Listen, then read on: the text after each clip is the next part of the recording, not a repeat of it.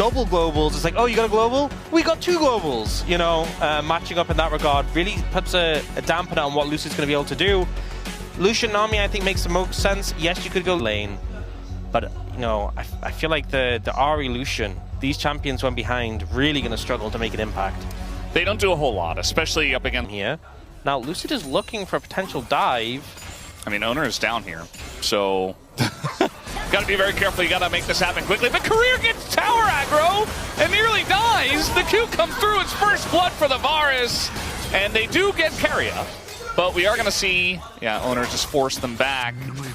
And meanwhile, up in the top side, looks like Doran's in a bit of trouble here, trying to just dash away and flash as well. So he gets away with his life, but not looking... Just spending more time in top lane. I guess, yeah. This explains a lot, I suppose. Lucid is down here. Meanwhile, they're going aggressive on a Smash, who's getting quite low, but maybe it was a bait all along. Keria's down, the bubble hits Peyz, and he has to bubble himself. The spear! Oh, there it is! Lucid says, I'm here to play now. It's probably the best. Yeah. I mean, they should know he's down here. Instead, they're just going to try to clear a ward in the river and pay for it. I really don't know why they did that. Doran now doesn't have his flash, but just gets aggroed. That's called a matter of having good flash timings. You know, we were talking about how Korea was about to have his flash back. They knew that. They were aware. Well, now we've got Lucid. He is quite fed. Showmaker's coming over here, but Faker is TPing in. And first roam from the bottom lane comes from the team who has 2 bottom laners. So they are going to win this trade. Not very surprising.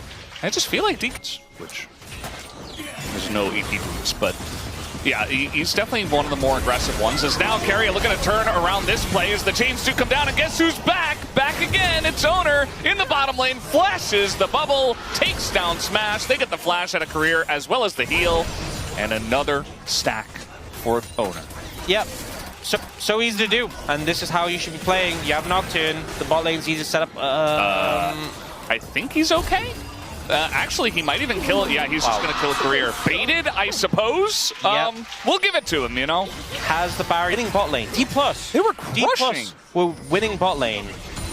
How quickly that has turned around. Uh-oh. Well, Lucid does have his flash. He might have to use it here. As the flash comes in for Faker first, as he does put up the shield, gets feared, and now is going to flash over the wall. As Showmaker does come over to try to help out. The charm does hit onto Keria. There's a very nice bubble going to catch too. Showmaker trying to keep them around, but he doesn't have his charm. As now Pantheon's joining out, and he turned on him. And Faker says, I will take that 1-for-1 every day of the week. And you're like, hey, D+ gonna get some momentum back in the game. And then Lucid flies in, and it's a 1-for-1. It's like, whoa. Gunblade finish. Doran wants the aggressive trade, even with the maiden up here. The cage is there, but the shovel gonna help out. Flashes for both. As Doran, couple downs. She was healing quite a lot, but now he's kind of on the opposite side. The Q does miss. The Shuriken is not there. Now Doran is taking way too much damage. And Ziu just survives through it all and takes the kill. Yeah, just right.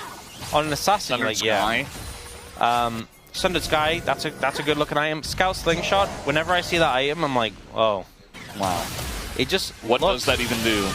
Okay, this time the Gunblade and no cage, so maybe Ziu, yeah, he's going to get stunned up, and I think he's got it here. Nope, one more auto, and there it is. Doran. Redemption. Extends it and picks up the kill. Not Redemption the item, but like Redemption. Thanks for the clarification. Yeah, Scout Slingshot just looks so useless. unintimidating. I mean, it doesn't feel like it does a whole lot anyways. Career's just dead. Trying to trade here once again, getting baited into it. You know, they have Lucid, and they say, maybe we can take this. Well, your Nami's damage available. We'll see the replay. So, dodges the glob of mist, and then actually uses the speed to get past the cage. So much damage done. And the extra AD from the Gunblade also helping here to get those last autos. They fly in and just explode people.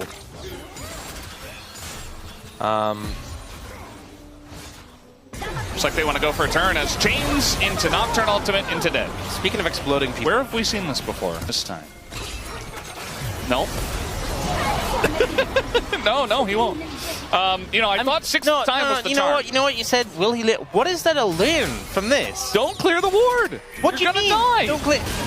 Stand in the fountain? Yes. No, just let someone else do it. Okay, this time they're going in on a Peyz, and that should be enough, but it's getting Okay, well, he's dead, but Okay. Lucid will go down eventually as well. But, I mean, at least they get the kill, but man, Honestly, how tilting can this get? In terms of numbers, it doesn't, you know, it doesn't say like, oh, T1 ahead, 10,000 gold this time at 23 minutes, but it feels that way. As this time, Faker going to have to flash away. Carry attempting to help him out as well. The disengage cone comes in. At this point, you did TP, and DK all got away. By the way, the Maiden just went down, so there is that. So now we got a fight coming in here. Owner's just going to go in on the career. I don't know if that was the best idea this time around, but it's okay. He gets low. The chains go down on the Lucid. Showmaker nearly dies to Doran, but he does get away. And now Faker trying to join on in. Lucid's still alive. And kind of a concave here for the side of D+Kia. Faker getting kited down. Oh, the arrow! The pyro gonna just go through the Galio, kind of hidden there. As he runs in a straight line, the bubble gonna catch Carrier. Maybe the spear gets him. As Lucid is on the right side, and they're nearly able to take out a couple of those guys there on the side of DK. And really, it's just Peyz. Oh no, the Nami! He's just walking forward, and nobody can deal with this guy. Oh no! Run! Nah, he's accepted his fate. And that's the end of the best from T1 for once. A bit of a fumble. I know the Nami is squishy, but when you're going for those quick picks, fine. But here, Ona kind of dives in and they're just not able to blow up Nami. And also, it's not the highest value target. It was just split focus. Split focus, some damage onto Korea. He disengages, some damage onto Showmaker, disengages, some damage onto Smash. Everyone peeling back, and then they kind of didn't have gas left in the tank. Now, this arrow from Peyz was great. And that's when D+ kind of realized, hey, we cannot just run into this Varus who's firing out these big arrows. Peyz was feeling so confident here. Look at him walking up. He's like, okay, I'll go. And D+ did have to respect that. He is the main threat on this team. Yeah. That's one way to say it. Yeah. Yeah. And just you look at it that way, it's not so bad. Not the biggest steal in the world. As the exhaust is going to come down. Showmaker does go in. They're looking for the turn this time around, but again, Owner kind of alone has Faker at least to follow up. But they're all super low on health, and it's really just Peyz as Lucid takes an immense amount of damage, but it doesn't matter. As the rest of DK very healthy here, looking for that kill on a Peyz. He flashes the charm as Carrier goes down, and the damage is just too immense. As Doran looking for the trade here on the Smash, who says, I'll just take the disengage cone. Career trying to tank the turret for him, and Smash takes the turret shot anyway. Maybe with York coming over, yes, he will be saved. In these fights, Messi, I think, still the engage from T1. Coordination not quite there. But the Varus doing so much work. He's just going in. Peyz is still here. I think Siu thought he backed, but he was backing under the turret. Stop definitely has been. We still have to get through this Rebel Baron power play on the side of T1 though. And they're taking plates on the inner turret. Peyz, ooh, the max range, and that's going to be a lot of follow-up damage. As now, we do have the Pantheon coming in, trying to peel for him, and trying to get the angle there with Showmaker, but he doesn't quite have the charm, and Lucid, I think, will eventually have to pay the price with his GA. We do have Siu on the flank coming in, but Faker also there, trying to peel. Doran now just going to flash on everyone. Oh, the damage! Smash! Insane amounts of damage from this cannon. He's going to have to pay for it with his life, you would imagine. As there it is. Showmaker takes him down, but yeah, Faker and the rest of T1 just peeled off and kind of left Doran on purpose because they wanted to deal with Siu, who does flash. And they do have the follow-up as now Lucid comes in, picks up 1,100 gold. And looking for a bit more here. Carrier, though, going to get out of the cage, and they still have Owner, they still have Faker. And it doesn't look like Showmaker alone is enough damage to deal with this front line and the tankiness of T1 from ahead. Triple kill for Faker. And Career, they're looking to bully him further. It's not going to happen, though. And you know what? They would still complain about that roll being weak. Oh, Peyz. Uh-oh. Yeah, he's taking a huge amount of damage from Smash, who is trying to change the tone of this game. Just cullings them down. You can see Peyz, he E'd backwards, so he was not ready for that. Was not playing the macro game this series. Now has to find his way out of here. He has heroic exit. Yes, I'm aware. Heroic entrance. Yes, everyone understood the wordplay, but you have to explain it. Well, eventually, okay, the flash charm comes in. He's going to go into his arm guard as well. And just, slicing Nelson already. Oh my lord.